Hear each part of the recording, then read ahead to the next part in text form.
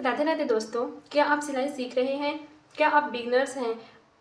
क्या आपसे इस सिलाई सीधी नहीं लगती? क्या आपसे सिलाई टेढ़ी मेढ़ी हो जाती है या फिर समान गेप में नहीं लगती? तो ये वीडियो आपके लिए हेल्पफुल रहेगी। इस वीडियो में मैं बताऊंगी कि सेम स्टिच किस तरीके से लगानी है, आपको राउंड स्टिच किस तरीके से लगानी है।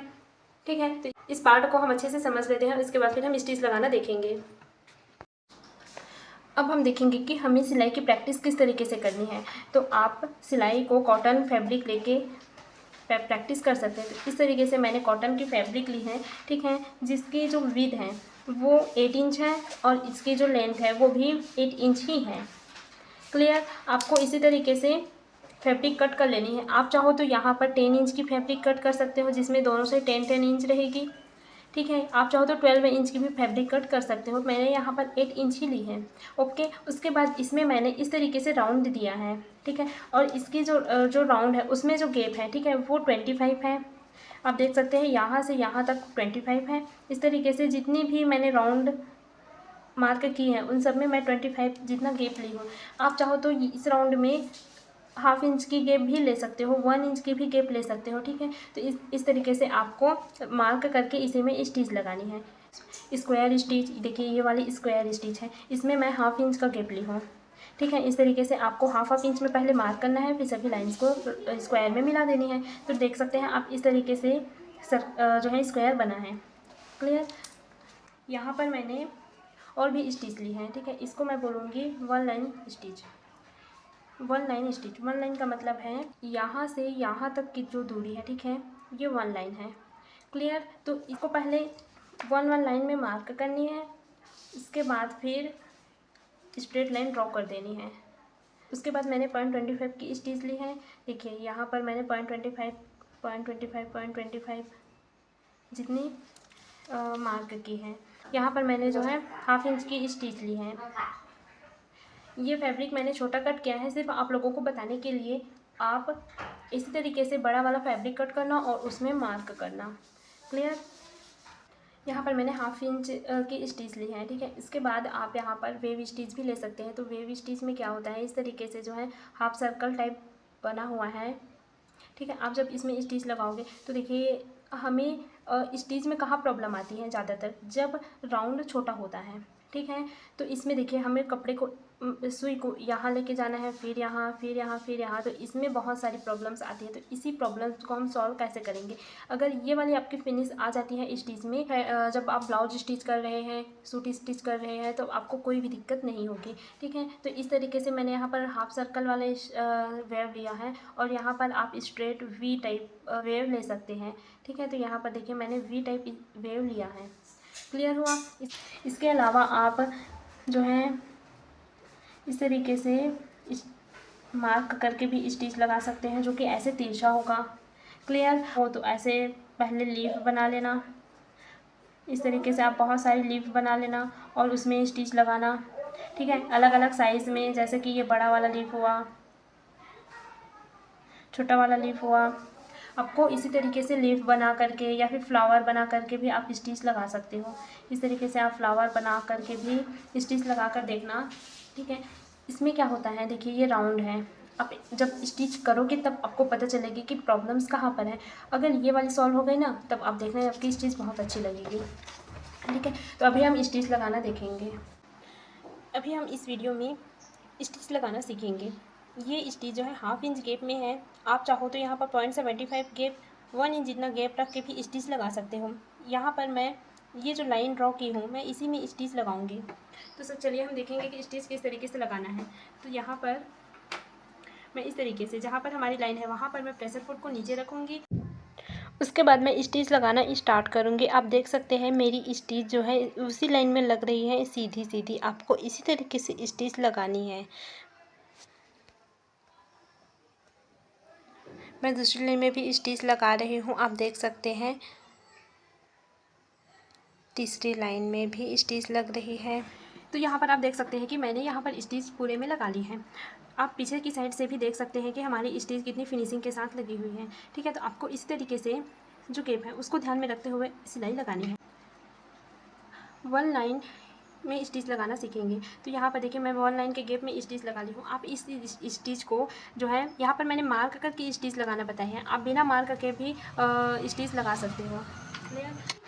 अब मैं यहाँ पर स्टिच लगाना स्टार्ट की हूँ। जैसे मैंने 1/2 इंच में स्टिच लगाई थी उसी तरीके से आप पॉइंट 1 लाइन जितनी 1 लाइन में स्टिच लगानी है, आप देख सकते हैं। और ध्यान आपको स्टिच आराम से लगानी है ताकि स्टिच अच्छे से लगे। फिर आपको धीरे धीरे अपनी रफ्तार बढ़ानी है।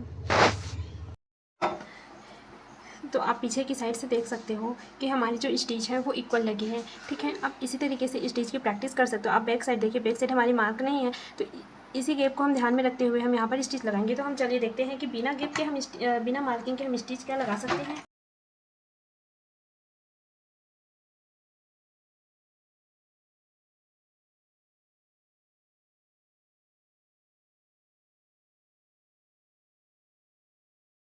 इस तरीके से आप बड़ा वाला कट करना फैब्रिक, उसमें फिर स्टिच लगाना।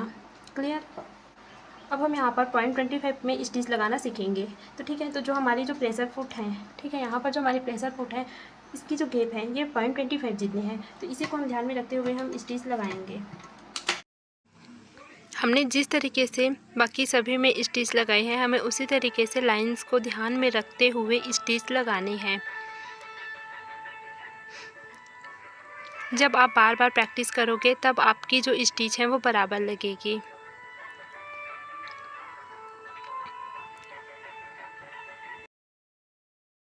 इस तरीके से देखिए मैंने यहाँ पर 0.25 जितनी गैप में स्टिच लगाई है, ठीक है।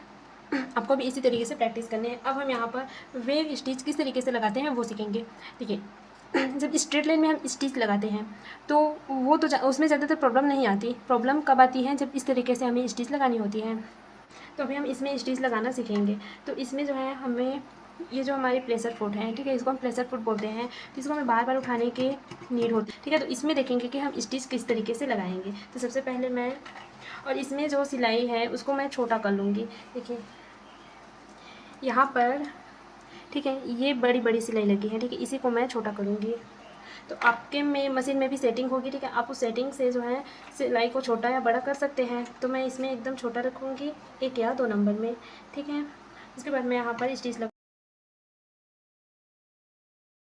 यहाँ पर बार बार प्रेशर फुट को इस तरीके से उठा रही हूँ, और जब हम प्रेशर फुट को पूरा उठाएं, ठीक है, तो हमारी जो सुई है वो नीचे रहनी चाहिए, ना कि ऊपर, ठीक है। इस तरीके से हम सुई को फंसा के जब हम प्रेशर फुट को उठा करके कपड़े को इधर उधर घुमाते हैं, तब हमारा जो स्टिच है, ठीक है, जहाँ पर लगना चाहिए वहीं पर लगता है।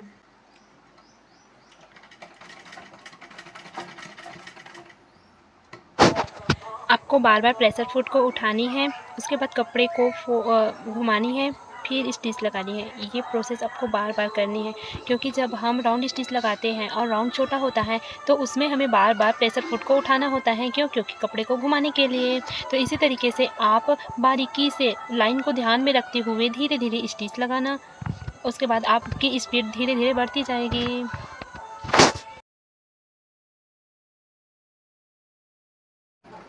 देखिए जब मैं वेव स्टिच लगा रही थी, ठीक है, तो इधर के ये वाली जो स्टिच है वो मेरी एकदम बराबर लगी है, बहुत अच्छे से। लेकिन यहाँ पर जो स्टिच है, ठीक है, वो थोड़ी सी देखिए मेरी इधर हो गई। ये क्यों हुई? क्योंकि मैं गलती से सुई को ऊपर उठा ली थी। तो इस स्टिच को हम खोलेंगे, उसके बाद फिर स्टिच लगाएंगे। मेरी जो स्टिच थी वो किस लिए गड़बड़ हुई? क्योंकि जब मैं कपड़े को घुमा रही थी तो उस टाइम मैं सुई को ऊपर उठा ली थी और कपड़े को घुमाई थी, तो मेरी जो स्टिच है वो इधर उधर हो गई। कपड़ा इधर उधर होगा तो स्टिच भी इधर उधर होगा। अब मैं यहाँ पर वी शेप वेव में स्टिच लगाऊंगी। आपको इसके लिए भी आप देख सकते हैं कि मैं ये स्टिच किस तरीके से लगा रही हूँ। इसी तरीके से आपको भी अपने जो है कॉटन फैब्रिक में प्रैक्टिस करनी है। जितनी आप ज़्यादा प्रैक्टिस करोगे आपकी स्पीड उतनी ही ज़्यादा बढ़ेगी और फिनिशिंग भी उतनी ही ज़्यादा आएगी।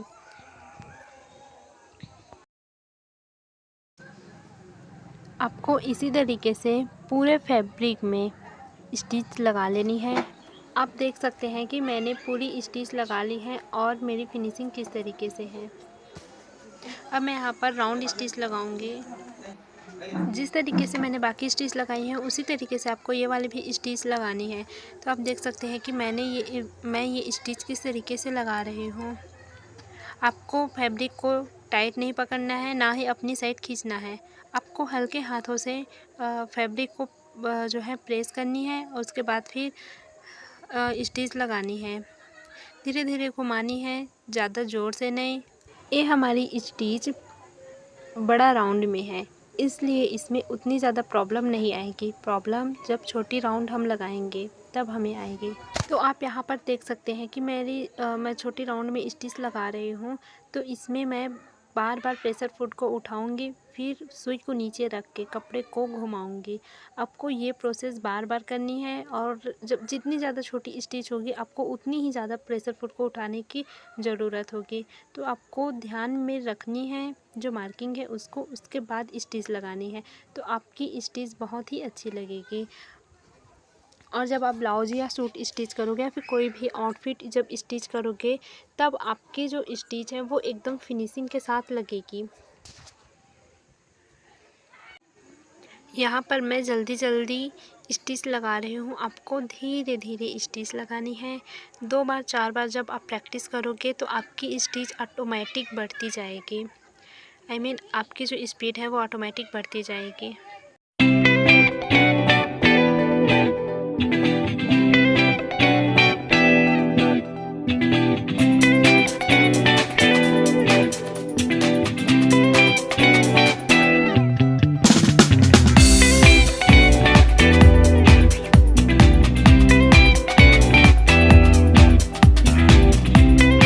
जो स्टिच है वो कंप्लीट हो चुकी है।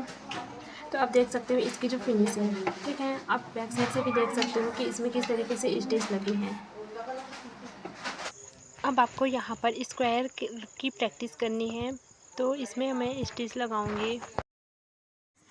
तो जैसे मैंने बाकी सभी में स्टिच लगाई है, आपको उसी तरीके से लाइन को ध्यान में रखते हुए इसमें भी स्टिच लगानी है और सुई को जहाँ पर हमारी कॉर्नर है लास्ट होती है वहीं पर रोकनी है। उसके बाद फिर कपड़े को घुमानी है, फिर स्टिच लगानी है। ये प्रोसेस आपको बार बार करनी है। आपको ध्यान रखना है कि सुई हमारी कॉर्नर में ही रुके।